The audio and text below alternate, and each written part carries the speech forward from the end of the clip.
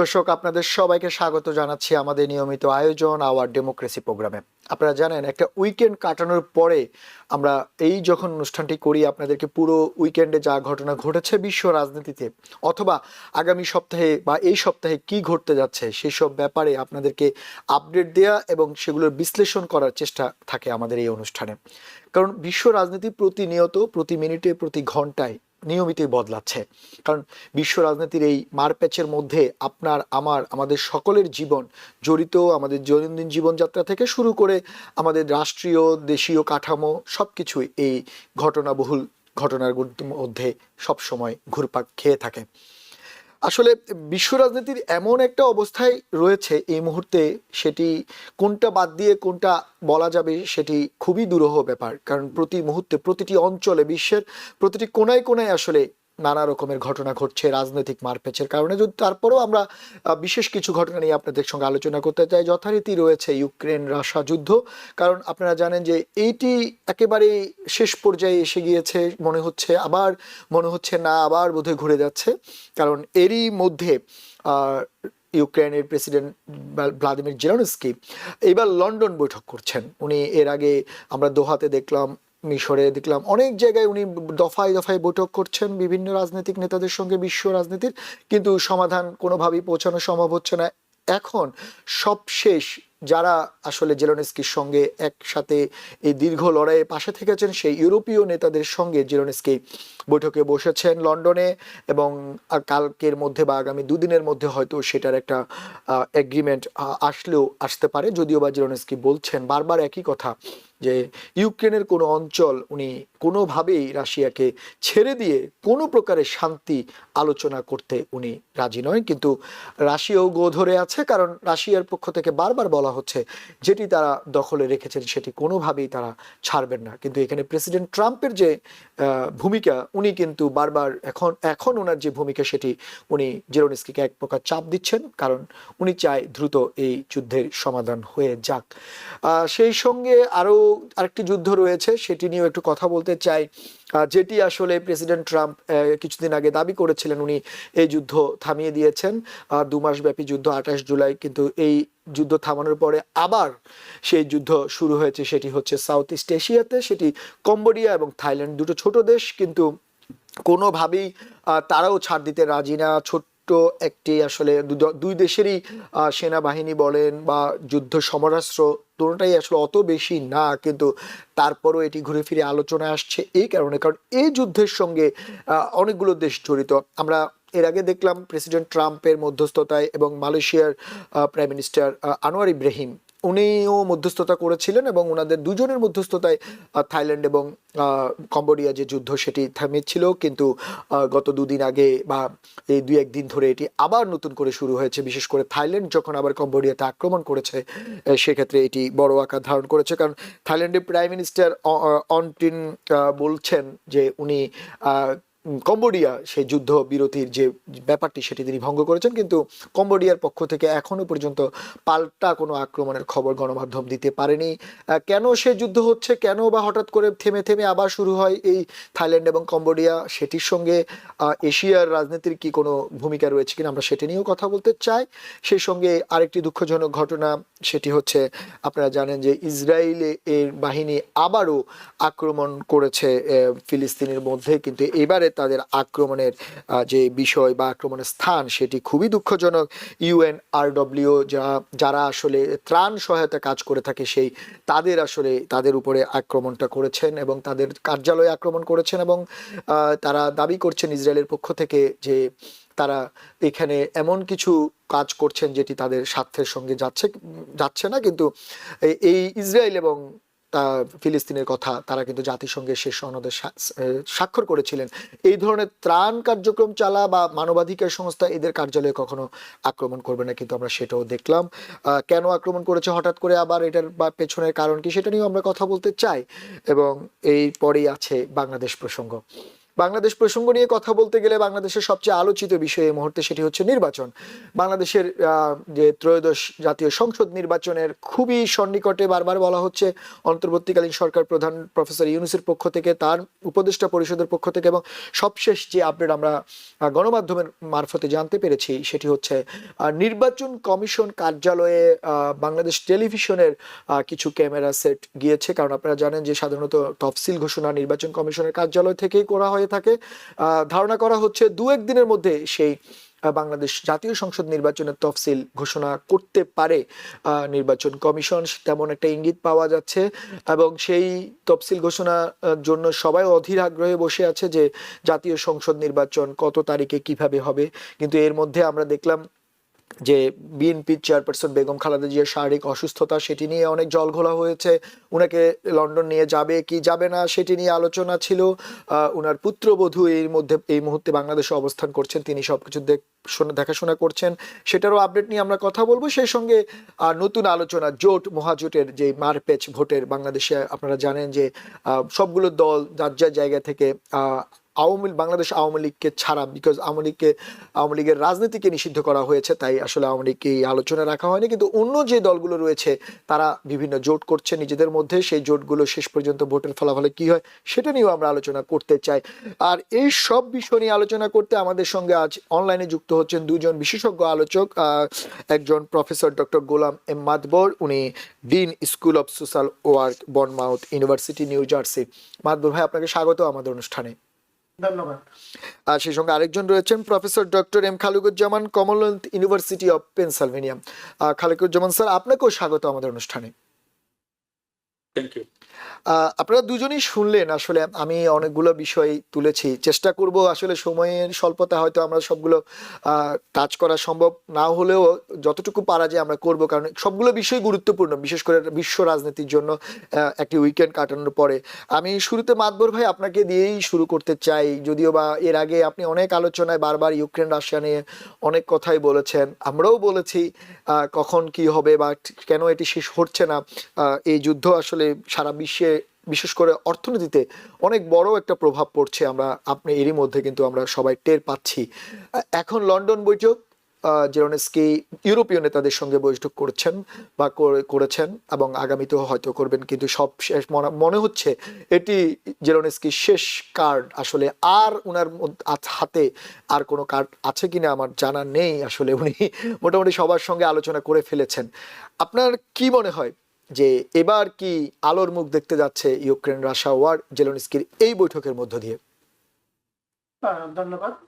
আসলে আপনি প্রথমে আপনার সূচনা বক্তব্যে শুরু করেছেন যুদ্ধ বিগ্রহ, বিশেষ করে সারা বিশ্বে এখন আমরা দেখছি বিভিন্ন জায়গায় যে যুদ্ধগুলো হচ্ছে, এবং এখানে ডিপ্লোম্যাটিক এবং পলিটিক্যাল অর্থাৎ রাজনৈতিক যে সমীকরণটা, সেটা বরাবরই দেখা যাচ্ছে যে পরিবর্তনশীল, চেঞ্জ হচ্ছে। এক একটা কান্ট্রি এক এক ভাবে তারা কিন্তু তাদের ভূমিকা পালন করছে।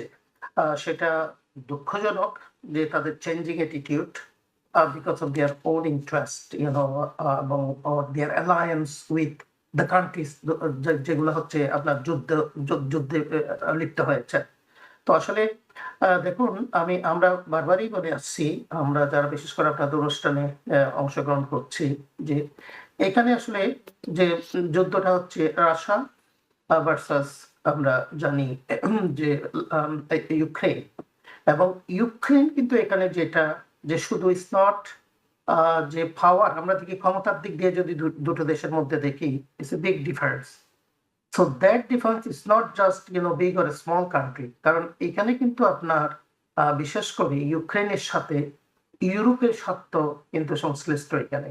কারণ Ukraine is a part of Ukraine is a part of the Europe. এবং এখানে বিশেষ করে কয়েকটা দেশ কিন্তু ভেরি ইম্পর্টেন্ট ভূমিকা পালন করছে, যেটা আপনি বলেছেন একটু আগে, যে লন্ডনে তাদের যে বৈঠক হয়েছেন। এবং আমরা জানি এই লন্ডন বৈঠকের আগেও যেমন জেলেনস্কি যখন ইউনাইটেড স্টেটসে সফর করেছিলেন, লাস্ট সফরের আগে আসলে, তখন এইখানে বিশেষ করে ফর্মার প্রেসিডেন্ট ট্রাম্প তাকে বিভিন্নভাবে যে এগ্রিমেন্টের ক্ষেত্রে যে চাপ সৃষ্টি করেছিল এবং তার স্বার্থের প্রতি অনেকটা কিন্তু আমি বলবো যে স্যাক্রিফাইস করার জন্য কথা বলেছিলেন। এবং আমরা দেখেছি যে তাদের ভিতরে কিন্তু খুব উত্তপ্ত বাক্য বিনিময় হয়েছিল। সেকেন্ড লাস্ট বৈঠক যেটা হয়েছিল আরকি সেখানে। সাথে, সাথে কিন্তু he went to United kingdom. কারণ তার বড় এলাই গুলা হচ্ছে ওখানে এলাই গুলো হচ্ছে আপনার ইউরোপিয়ান কান্ট্রিজ গুলো। পার্টিকুলারলি আমরা জানি যে UK, Germany, France, Italy is also very important. এইবার এই যে বৈঠকটা হলো, বৈঠকে কিন্তু আপনার জার্মান চ্যান্সেলর কিন্তু একটা কথা বলেছেন, "the destiny of Ukraine is the destiny of Europe." That is a very bold and আমি মনে করি he spoke about other countries including his country because এখানে রাশা যদি এইখানেই যদি সে তার শক্তি প্রদর্শন করে যদি সক্ষম হয়, স্বাভাবিকভাবেই this may actually take turn to other countries, other regions of Europe.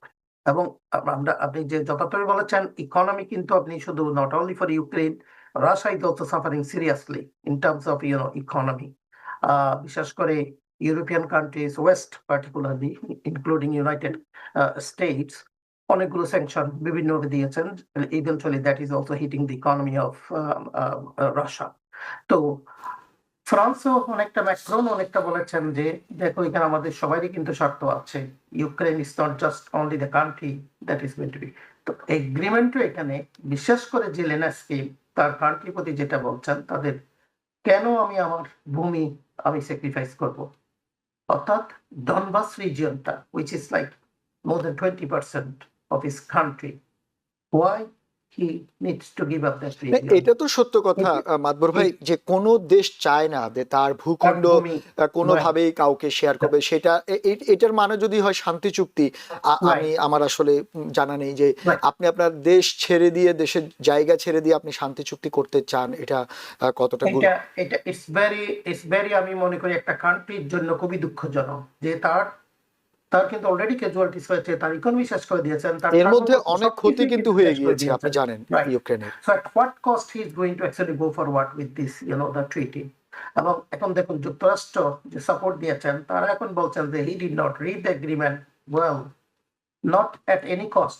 I think Zelensky made it clear. If I were Zelensky, I would do the same thing. আমি কেন আমার ভূমি ছাড়বো আমার দেশের? At না, what কিন্তু cost? আপনার কথা ঠিক, এটাও সত্য যে কেন ভূমি ছাড়বে, কিন্তু পাশাপাশি ভূমি না ছাড়লে সমাধান কি? Right.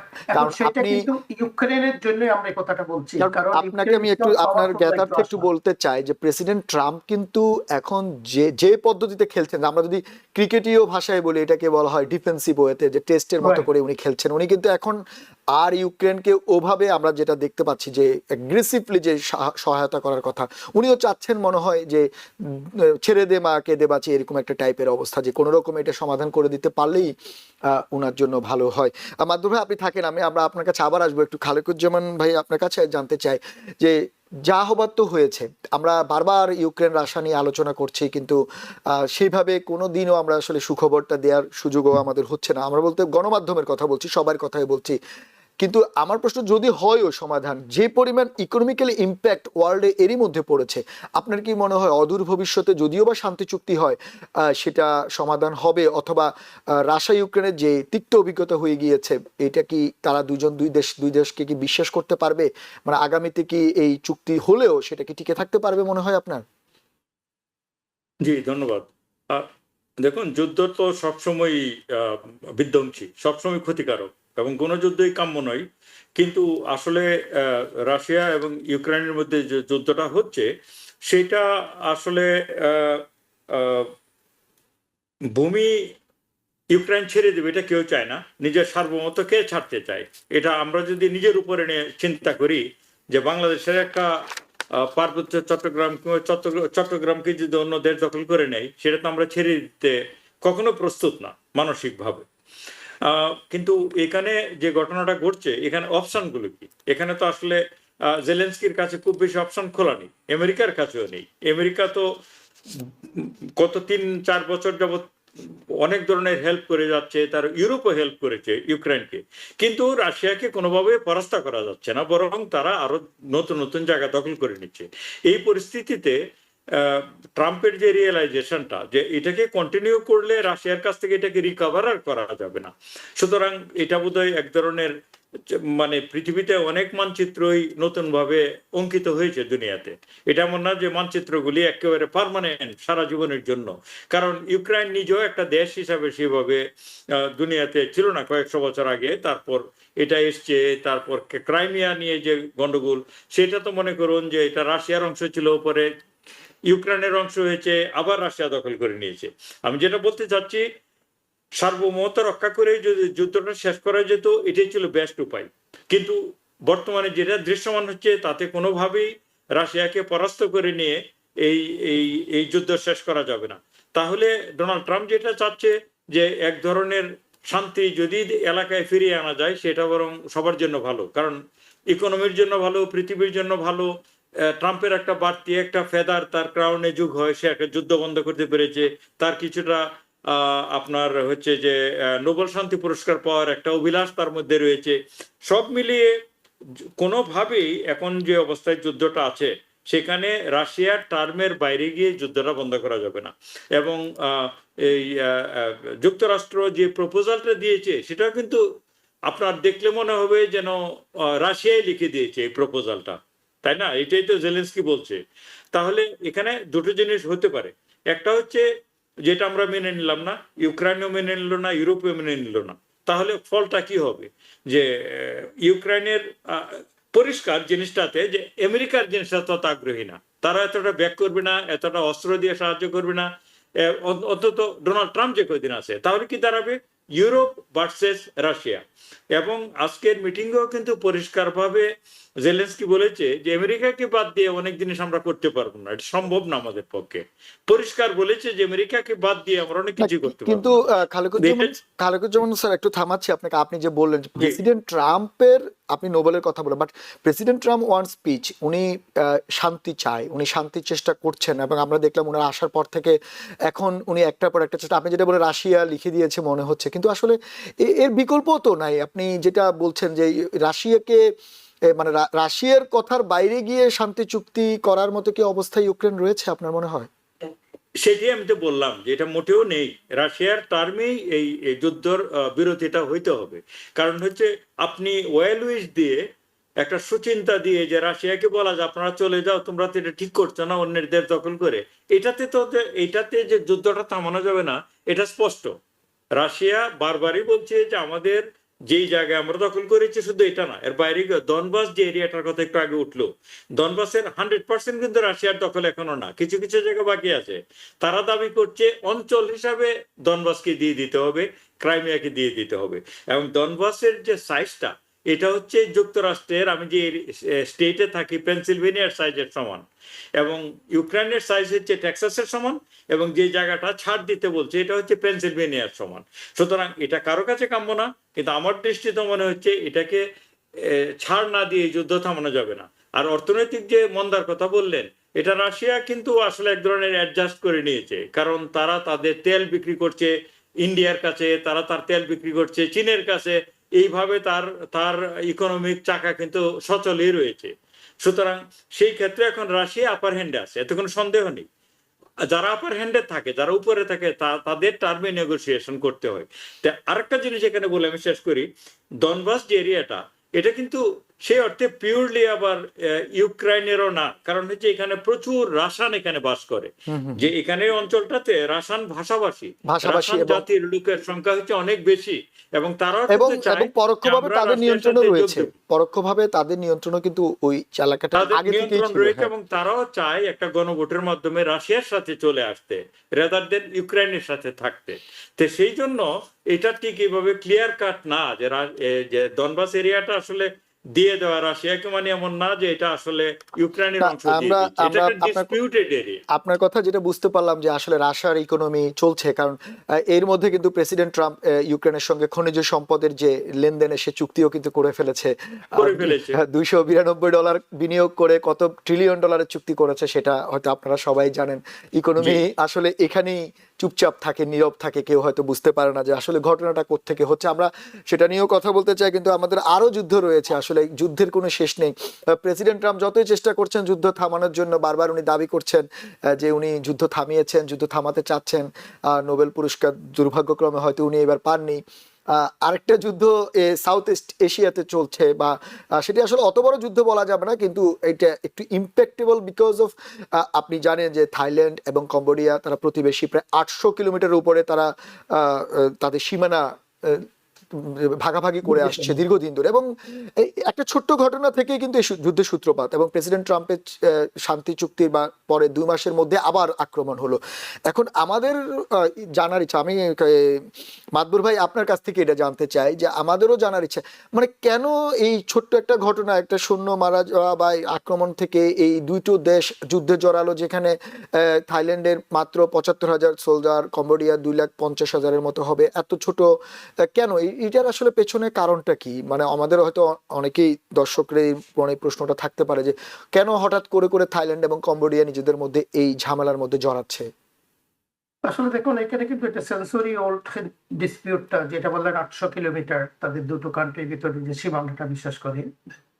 তো এখন দেখুন, অ্যাটাক কিন্তু দুই দিক থেকেই করেছেন, ছোট্ট ঘটনা করে হোক বা যেটাই হোক। এটাই আমার কাছে যেটা মনে হয় যে আমরা যদি এইভাবে, if we let the countries or the reason go this way, I think that's going to be very unfortunate.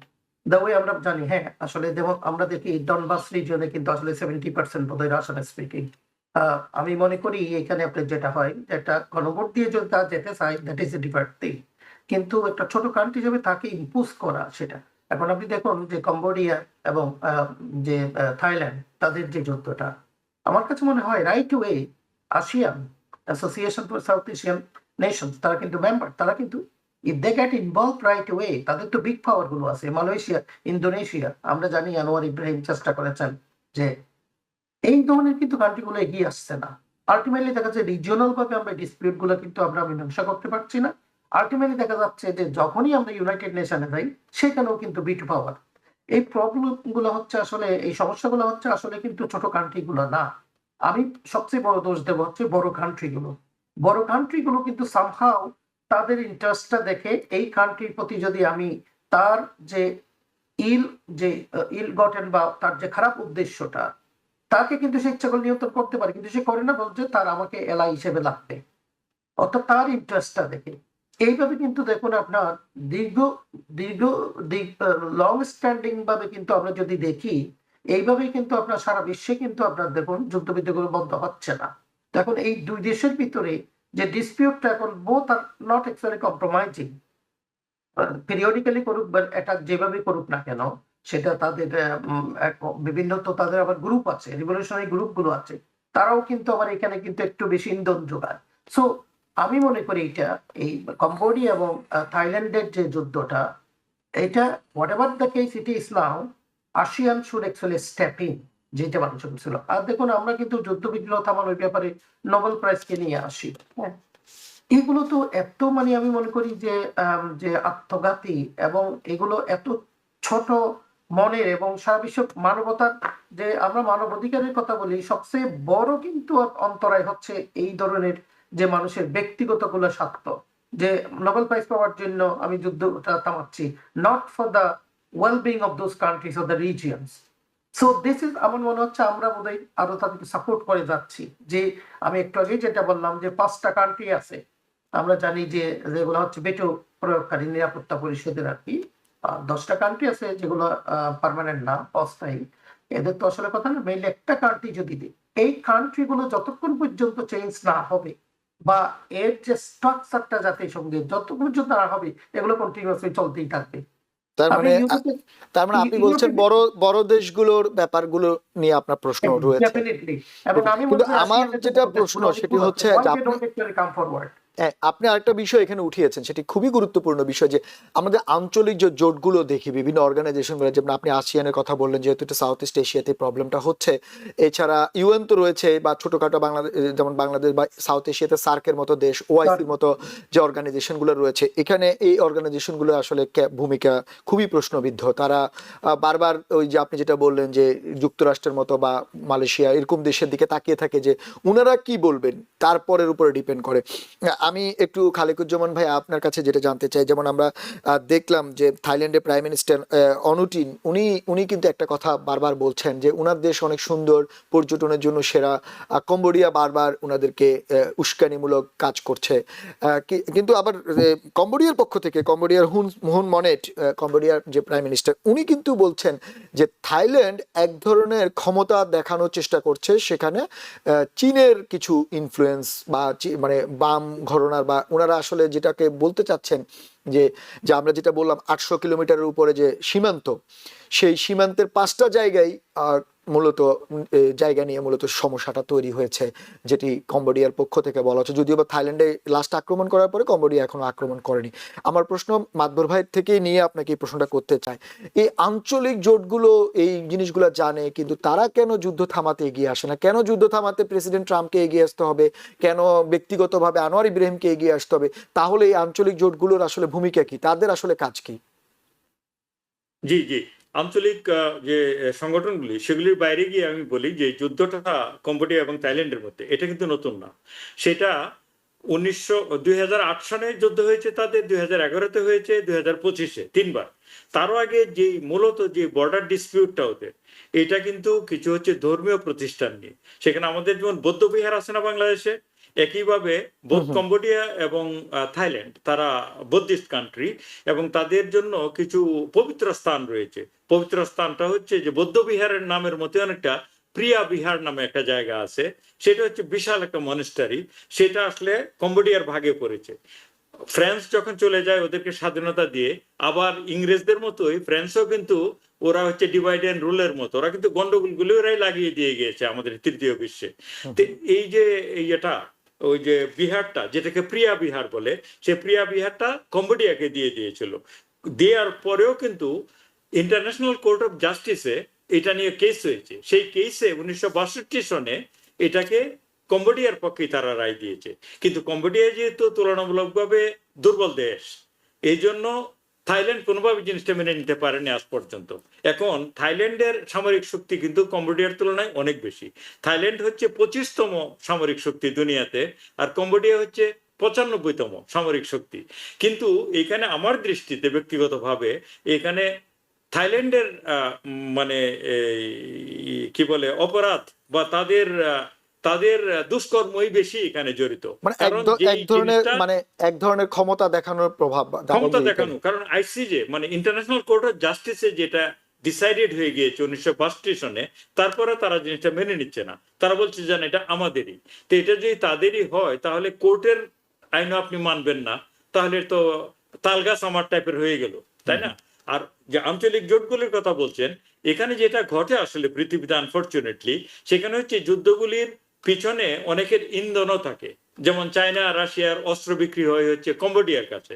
Cambodia খুব দুর্বল দেশ, আমি একটু আগে বললাম 95th, ওরা হচ্ছে ওদের তুলনায় 6 থেকে 7 গুণ শক্তিধর হচ্ছে আপনার থাইল্যান্ড। কিন্তু এই যে কম্বোডিয়ার যে মানদায়িত্ব আমলের অস্ত্রগুলি, সেগুলি রাশিয়ার থেকে পাওয়া, চায়নার থেকে পাওয়া। আর প্লাস হচ্ছে তাদের তো বললাম কোর্ট থেকে জিতে আসা তাদের পক্ষে রায়, তারপরে থাইল্যান্ড এটা মানছে না। সুতরাং এখানে যে আঞ্চলিক শক্তিগুলি যদি স্টেপ ইন করে, তাহলেই থাইল্যান্ড মেনে নিবে, এমন নাও হতে পারে। কারণ তাহলে তো ডোনাল্ড ট্রাম্প নিজেই এটা বন্ধ করলো, সেটাই তো তারা মানতে পারতো, সেটা তো তারা মানেনি। কিন্তু ডোনাল্ড ট্রাম্পের যে সন্ধিটা, সেখানে কিছু দুর্বলতা রয়ে গেছিল। তিনি চাচ্ছিলেন যে আরেকটা যুদ্ধ আমি থামিয়েছি, এটাই এই নেওয়া, বাহাবাটা নেওয়া হয়েছিল তার প্রধান উদ্দেশ্য।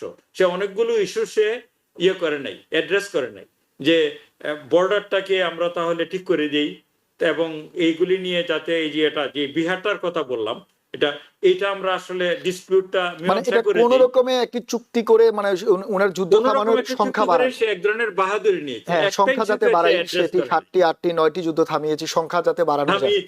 এক্স্যাক্টলি তাই, এবং তিনি একটি ইস্যুকেও সেখানে অ্যাড্রেস করেন নাই। তিনি বলেন না যে আসলে দুই পক্ষ বসি, তোমাদের কিভাবে কার কি ডিসপিউট আছে এগুলো আমরা একটা মধ্যস্থতা করে শেষ করে দিই, সেটা উনি করতে চাননি। উনি চেয়েছেন শুধু তার লিস্টের মধ্যে আরেকটা কান্ট্রি যোগ করতে গিয়ে, যার ফলশ্রুতিতে যা হবার তাই হলো।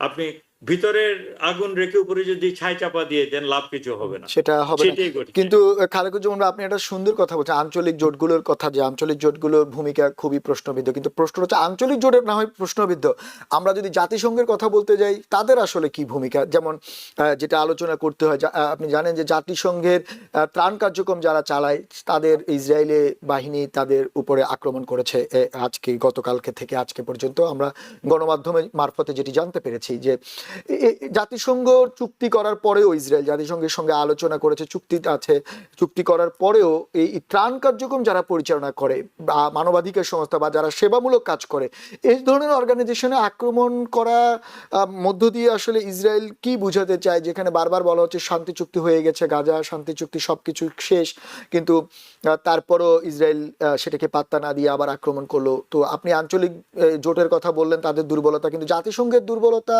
কি আপনার চোখে পড়ে না? বা আপনি কি জাতিসংঘের দুর্বলতা নিয়ে কিছু বলতে চান না? জাতিসংঘের দুর্বলতা তো অ্যাবসলিউটলি চোখে পড়ে, এবং এগুলি নিয়ে আমরা অনেকবার কথা বলি। জাতিসংঘটা তো আসলে হচ্ছে একটা খুবই একটা ক্রিপলড অর্গানাইজেশন। এখানে 5টা যে সিকিউরিটি কাউন্সিলের মেম্বার, তাদের হাতে এই সমস্ত শক্তি।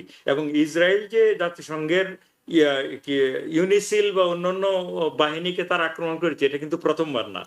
গাজাতে যখন যুদ্ধ হয় তখনও তারা UNHCR এর অনেক মানুষকে তারা মেরেছে। তারপর যে হচ্ছে মর্নিং এর একটা যে খাবার দাবারের যে একটা ইয়ে ছিল, বড় একটা অর্গানাইজেশন, নামটা ভুলে গেলাম, যারা তাদেরকে খাবার দাবার, ওয়ার্ল্ড ফুড প্রোগ্রাম, আপনি কি না ওয়ার্ল্ড ফুড প্রোগ্রাম না, এই যে একটা এনজিও টাইপের যারা খাবার দিচ্ছিল, তাদের প্রচুর লোককে তারা মেরে ফেললো। এটা নিয়ে প্রচুর প্রতিবাদ হলো, কিছু হয় না। অর্থাৎ ইসরায়েল এই প্রথমবার না যে জাতিসংঘ কিংবা তার এফিলিয়েট কোন সংগঠনের লোকজনকে তারা হত্যা করেছে যুদ্ধের সময়। তারা করতে পারে, এই জন্যই তাদের পিছনে সবচেয়ে বড় যে খুঁটির জোর, সেটা হচ্ছে আমেরিকার জোর। এবং তারা জানে যে তাদের বিরুদ্ধে গিয়ে, যে কোনো দেশের বিরুদ্ধে গিয়ে, আপনি একমাত্র এনফোর্সেবল শক্তি হচ্ছে UN সিকিউরিটি কাউন্সিল। সিকিউরিটি কাউন্সিলের 5 সদস্য কখনো এক হবে না। সুতরাং সে যা কিছু করুক না কেন, এটা করে সে পার পেয়ে যাবে, কারণ আমেরিকা তার পক্ষে গিয়ে ভেটো দিবে অন্যান্য দেশগুলোর বিরুদ্ধে। এই জন্য জাতিসংঘর, বিশেষ করে যুদ্ধ থামানোর ব্যাপারে, জাতিসংঘের ব্যাপারে আমি খুব বেশি আশাবাদী কখনো ছিলাম না। জাতিসংঘের কিছু কিছু ভালো কাজ আছে, যেমন World Health Organization, World Food, মানে এই যে কি বলে food and agricultural organization, FAO, এদের কিছু ভালো কাজ আছে। কিন্তু যুদ্ধ থামানোর ব্যাপারে জাতিসংঘ চরমভাবে ব্যর্থ হয়েছে। বিশেষ করে আমরা ইসরায়েলের ব্যাপারে তো অনেক দিন ধরে দেখে আসছি।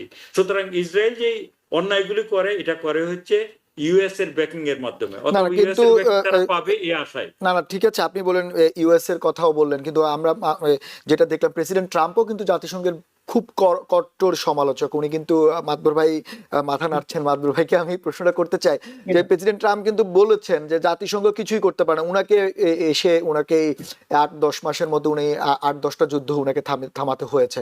আমার প্রশ্ন হচ্ছে, জাতিসংঘের পক্ষ থেকে বা অ্যান্তোনিও গুতেরেস তো আসলে তেমন বিবৃতিও, মানে একটা লিখিত বিবৃতি দিয়েই দায় সারায়, কিন্তু আসলে বিশেষ করে ছোট দেশগুলা বা গরিব দেশগুলা, বা যেটাকে আমরা বলছি যারা ভুক্তভোগী দেশগুলা, ফিলিস্তিনের মতো দেশ, ছোট বিভিন্ন, আমরা রুয়ান্ডার কথা দেখলাম বিভিন্ন, তারপরে এই যে এখন খালেকুজ্জামান ভাই কম্বোডিয়ার কথা বললেন, এই ধরনের যারা ছোট দেশ, যাদের আসলে সামর্থ্য কম, বড় বড় দেশগুলো তাদেরকে সবসময় আক্রান্ত করে, সেই জায়গায় তো জাতিসংঘের ভোকাল আরো স্ট্রং থাকা উচিত ছিল।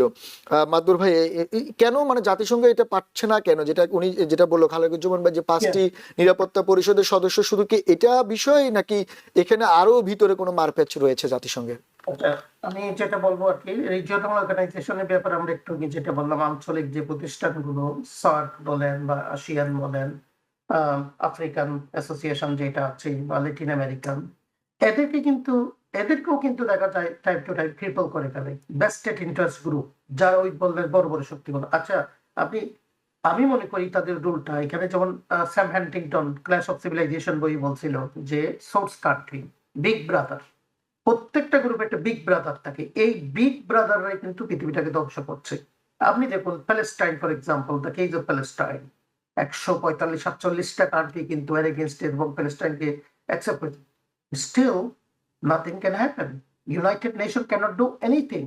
United Nation হচ্ছে সলে 193 কান্ট্রিজ যারা হচ্ছে তার মেম্বার, এবং তারা বলেছে we will abide by the rules of the United nation.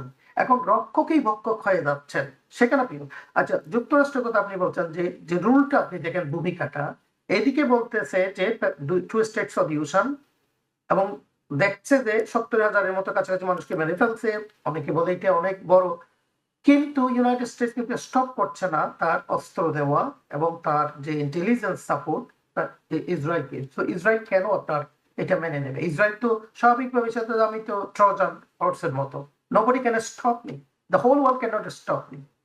European countries গুলো আপনি দেখুন, ইটালি বা জার্মানি, এরাও কিন্তু একটু বলে তারপর কিন্তু সাপোর্ট দিতে থাকে। তো এই যদি আপনি হিপোক্রেটিক রুল যদি প্লে করেন, আপনি কিভাবে তাহলে অ্যাড্রেস করবেন এগুলো? তো এই রিজিওনাল অর্গানাইজেশন গুলোর ক্ষেত্রেও কিন্তু এই বিগ ব্রাদার গুলো, think about Rohingya crisis, why we can't stop Rohingya crisis, China can actually change it tomorrow. তো তারও তো ওখানে এক ধরনের একটা ভেস্টেড ইন্টারেস্ট আছে, তো যার ফলে regional organization can not function, ওদেরকে ক্রিপল করে ফেলে রিজিওনাল অর্গানাইজেশন গুলোকে। আর জাতিসংঘ without restructuring of the security council, you cannot expect anything from United Nations and the goodwill of the country's leadership. তারা তো প্রত্যেকে বলেছেন will abide by the rules and regulation of the United Nation, এর ভিত্তিতে কিন্তু তাদেরকে মেম্বারশিপটা দিয়েছে।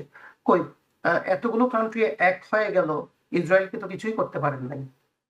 So who is behind those powers or না, those say power in this case? So that is what is the problem. আপনি বলছেন যে আমরা রুলস মেনে চলবো এই প্রতিষ্ঠানের, but you are the one violate করছেন। না, মাতুর ভাই, আপনি কিন্তু সুন্দর একটা কথা বলেছেন, বিগ ব্রাদার, আসলে বিগ ব্রাদারদের দৌরাত্বের কারণে সারা বিশ্বে যত অশান্তি, আবার বিগ ব্রাদাররাই কিন্তু এই শান্তি চুক্তিগুলো করে নেয়, যেটা খালেকুজ্জামান ভাই বললো, চাপ দিয়ে হোক বা সংখ্যা বাড়ানোর জন্য হোক, সবকিছু খেলা কিন্তু বিগ ব্রাদারদের আমি হাতে। আরেকটু এক সেকেন্ড বলবো যে একটু এক মিনিট, হ্যাঁ, হ্যাঁ। আপনি দেখুন যে একটু আগে আমরা যে কথা বললাম যে রাশিয়ার ক্ষেত্রে তার ইকোনমি কোনো প্রবলেম হচ্ছে না, তো ইকোনমিতে প্রবলেম হচ্ছে না, সারা ওয়ার্ল্ড কিন্তু বলতেছে স্যাংশন এটা সেটা, যে বিশেষ করে এই ইউক্রেনের উপর রাশিয়া যেটা করছে, রাশিয়ার ইকোনমি খারাপ হচ্ছে। তাহলে ইন্ডিয়া এবং China, why they are buying actually fuel from them? তো স্বাভাবিকভাবে they are getting impetus in their economy. এবং আপনি যদি জাতিসংঘের যদি মেম্বার হিসেবে চিন্তা করেন, you cannot do it. আপনি তো সরাসরি কিন্তু ইনজেক্ট করতেছেন, ফুয়েল ইনজেক্ট করতেছেন, যে যুদ্ধ, তো যুদ্ধ কেমনে বন্ধ হবে আপনার? সেটা রিজিওনাল যেভাবে ফাংশন করছে না, এবং সেটা তো অবশ্যই ইউনাইটেড নেশনও কোনো কিছু ফাংশন করে না। আপনি যেটা বলছেন, মানে যে ব্যাপারটি রেজ করেছেন সেটা অবশ্যই আলোচনার দাবি রাখে। আপনি রোহিঙ্গা ক্রাইসিসের কথা বলেছেন, যেহেতু রোহিঙ্গা ক্রাইসিসে বলেছেন, আমরা একটু বাংলাদেশ প্রসঙ্গে আসতে চাই। বাংলাদেশে আমরা যেহেতু বাংলাদেশের বড় একটা কমিউনিটি এখানে থাকে বা বাংলাদেশে, এবং আপনি জানেন প্রবাসী ভোটাররাও এবার ভোট দিতে পাচ্ছে, তার মানে প্রবাসীদেরও ব্যাপক আগ্রহ রয়েছে। এবং আমরা যেটা দেখলাম যে নির্বাচন কমিশনে, বাংলাদেশ নির্বাচন কমিশনে বাংলাদেশ টেলিভিশনের ক্যামেরা গিয়েছে এবং রেকর্ড করেছে, বাট এখনো পর্যন্ত তারা সেটা টেলিকাস্ট করেনি। ধারণা করা হচ্ছে বাংলাদেশ সময় হয়তো বুধবার হয়তো বাংলাদেশের নতুন নির্বাচনে, ত্রয়োদশ জাতীয় সংসদ নির্বাচনে তফসিল ঘোষণা করতে পারে। মাতবর ভাই, আমাদের তো সময় আছে কম, তারপরও আপনি কি মানে কি দেখতে পাচ্ছেন নির্বাচনের কি আমার ডোল তো মানে কি বেজে গিয়েছে, এবং নির্বাচন কি সঠিক পথে রয়েছে? কারণ অনেকেই বলছেন, বিশেষ করে ভারতের পক্ষ থেকে আমরা দেখলাম জয়শঙ্কর সর্বশেষ বক্তব্যে তিনি বলছেন যে উনি বাংলাদেশে একটি ফেয়ার নির্বাচন দেখতে চান, ইনক্লুসিভ নির্বাচন দেখতে চান, কিন্তু সেখানে একটি বড় দল বাংলাদেশ আওয়ামী লীগের কার্যক্রম এখনো পর্যন্ত নিষিদ্ধ করা আছে। এর মধ্যে যদি নির্বাচন কমিশন তফসিল ঘোষণা করে, এবং সেই নির্বাচনটা কি সেই আগের নির্বাচনগুলোর মতো বিতর্কিত বা যেটাকে বলে একপাক্ষিক হতে যাচ্ছে কিনা, কি মনে হয় আপনার? এটা আমার কাছে যেটা মনে হয়, ফার্স্ট এন্ড ফরমোস্ট জয়শঙ্করের কথা বললেন বা ভারতের যে নেতৃত্বের কথা বলছেন, I think they should not interfere in neighboring countries' politics. They are our good friends, they are our good neighbor. আমরা তাদের কোনো কিছুতে আমরা হস্তক্ষেপ করি না, এবং অন্য কান্ট্রি একটা কান্ট্রি হস্তক্ষেপ করবে এটা আমরা কেউ চাই না। হ্যাঁ, নির্বাচন আমার কাছে মনে হচ্ছে যে গতিতে যাচ্ছে নির্বাচন হবে। এখন আওয়ামী লীগের পার্টিসিপেশন নন পার্টিসিপেশন, দ্যাটস জাতি বোধহয় এটার বোধহয় অলরেডি কিন্তু একটা উত্তর দিয়েছেন, এটা ক্লিয়ারলি আমরা সবাই বুঝতে পারি আর কি। এখন নির্বাচন তফসিল যেটা ঘোষণা করবে বলছেন বুধবারে, আমার মনে হচ্ছে they are going to announce it very soon, এবং ওয়েডনেসডে করবে। অর্থাৎ ইলেকশন, হ্যাঁ, আমি খুব সাধুবাদ জানাই যে ভারতের যে নেতৃত্ব যে বললেন যে তারা একটা খুব খুশি হবে ফ্রি অ্যান্ড ফেয়ার ইলেকশন। আমার কাছে মনে হয় অনেকদিন পরে আমি এই পর্যন্ত যেভাবে বুঝতে পারছি বা দেখছি নিউজ মিডিয়া থেকে, I think free and fair election হওয়াটা মনে হচ্ছে, আমার কাছে মনে হচ্ছে বেশি বাস্তবসম্মত মনে হচ্ছে। এবং এইটা বিশেষ করে এখন যে অবস্থাটা হয়েছে, একদিকে আওয়ামী লীগ ধরেন এখন বলতে গেলে যে টোটালি যে আউটস্টেড এবং টোটালি কিন্তু তারা আইসোলেটেড। বিএনপি কোনো প্রবলেম করতে চাইলেও জামাত কিন্তু সে প্রবলেম করতে দেবে না। এবং সাধারণ মানুষ এবার যেটা মনে করছে যে আমাদের আমাদের জীবন আমাদেরকে রক্ষা করতে হবে, আমাদের নিরাপত্তা আমাদের নিজেদেরকে দিতে হবে, এবং সেটা যদি করতে হয় একমাত্র সুষ্ঠু নির্বাচনের মাধ্যমে আমাদের ত্রয়োদশ জাতীয় সংসদ যাতে প্রতিষ্ঠিত হয়। So that is what is the thing. আমার মনে হয় they are in right direction, they should go forward নির্বাচনটা দিয়ে, এবং নির্বাচনেই কিন্তু আমাদেরকে এখানে কে কোন সরকার গঠন করবে তারই উত্তর দেবে। না, So that's আপনি what I think আপনি is যেটি happening. বলছেন যে জনগণই নিরাপত্তা নিজেদের বিধান করবে, আমি হয়তো Yeah. আপনার এই কথাটার সঙ্গে একমত হতে পারলাম না। যদি জনগণই নিরাপত্তা বিধান করে তাহলে সরকারের কাজ কি বা আইন শৃঙ্খলা বাহিনীর কাজ কি, সেটা নিয়ে আপনার কাছে আমি প্রশ্নে আসবো।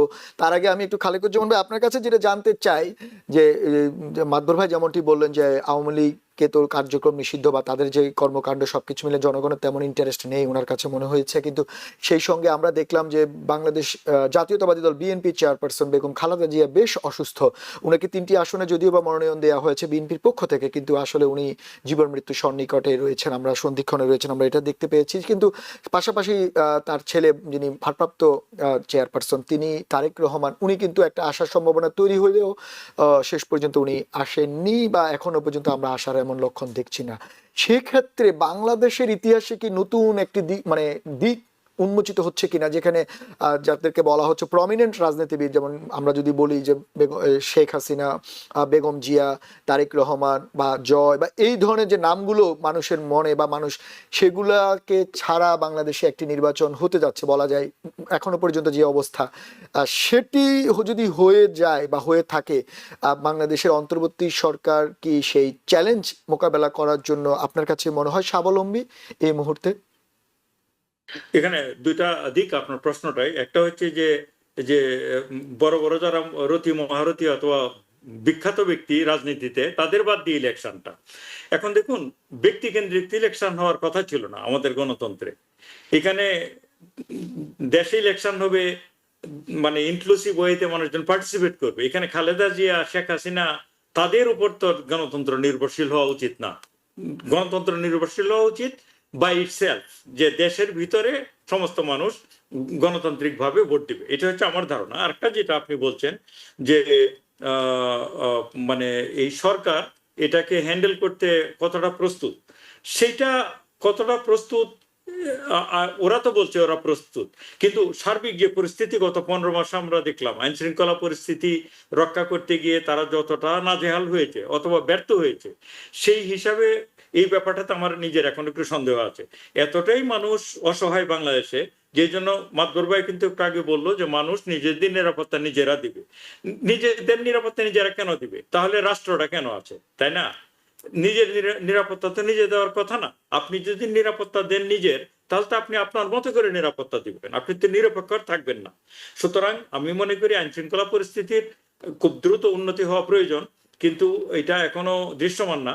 আর আপনি যেটা বলছেন যে খালেদা জিয়ার মৃত্যুর সন্ধিক্ষণে, জন্ম মৃত্যু তো আমাদের হাতে না, তিনি মারা গেলে তো নিশ্চয়ই বিএনপি এখানে নতুন চিন্তা করবে। আর তারেক জিয়া যে টোটালি আসবে না এমনটা না, কারণ গতকালও বলেছে যে তফসিল ঘোষণা করার পরে তিনি অবশ্যই আসবেন। আমির খসরু চৌধুরী বলেছেন যে তিনি অবশ্যই আসবেন। এখন আসবেন কিনা আমরা একটু অপেক্ষা করে দেখি। তা ব্যক্তিগতভাবে আমি মনে করি তারেক জিয়া, খালেদা জিয়া, হাসিনা, জয়, পুতুল, সেই পরিবার কিংবা ব্যক্তি কেন্দ্রিক রাজনীতি থেকে বের হয়ে আসার জন্যই তো অভ্যুত্থানটা হলো।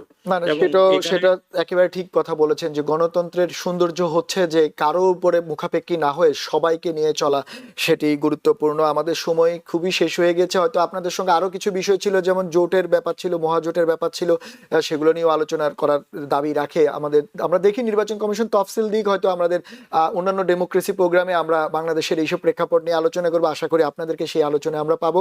আপনাদের দুইজনকে আবারও বিশেষ ধন্যবাদ আমাদের সঙ্গে আজ এই মুহূর্তে যোগ দেওয়ার জন্য। আপনাকে ধন্যবাদ।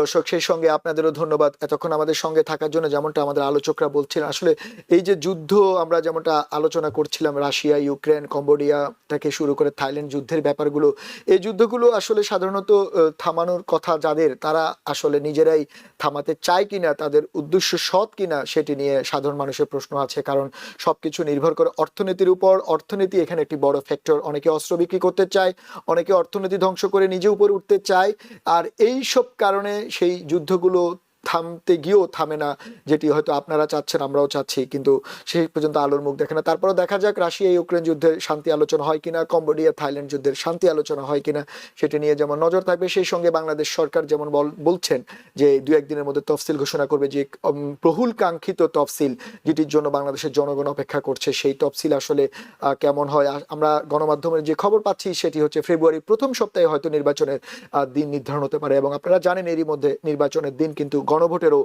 4টি প্রশ্ন রয়েছে, সেটিরও আসলে জুলাই সনদের ব্যাপারে সেটিরও ভোট হবে তত্ত্বাবধায়ক বা অন্তর্বর্তী সরকার পক্ষ থেকে, যেমনটি বলা হয়েছে। আপনারাও সেটার দিকে নজর থাকবে, আমাদেরও নজর থাকবে। আশা করি অন্যদিন অন্য কোনো ডেমোক্রেসি প্রোগ্রামে আপনাদেরকে এইসব বিষয়ে আরো ডিটেলস জানাতে পারবো আমরা। আর ততক্ষণ পর্যন্ত আমাদের সঙ্গেই থাকুন।